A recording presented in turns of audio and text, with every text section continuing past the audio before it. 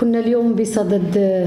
الدورة العادية لشهر أكتوبر للمجلس الجماعي لأمقالة، واللي كان جدول أعمالها يتضمن مجموعة من النقط من بينها الدراسة والمصادقة على مشروع ميزانية سنة 2024، تحويل اعتمادات من فصول إلى أخرى، وتقديم ملتمس مالي لسد العجز الحاصل بالميزانية. وكان كذلك أيضا كانت نقطة مهمة جدا اللي هي عرض برنامج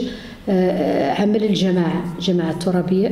لأمقالة. وبعد اكتمال النصاب القانوني وقبل الشروع في جدول الأعمال تمت قراءة سورة الفاتحة ترحما على أرواح شهداء الوطن الذين قضوا في زلزال الحوز الذي ضرب عدة مدن وقرى من بلادنا بداية الشهر الماضي، وكذلك ترحما على روح الأم الفاضلة صافية بنت بوبكر ولد خباء والدة المستشارة وعضوة المجلس للبت حبدي. وكذلك أيضا في ختام المجلس تمت كذلك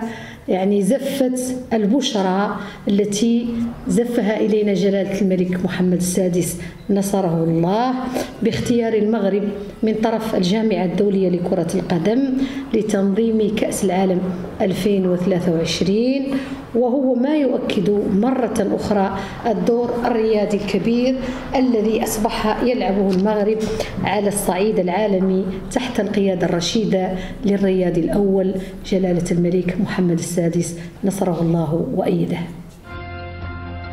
لا تنسوا الالتحاق بنا على مواقع التواصل الاجتماعي عبر العناوين التالية.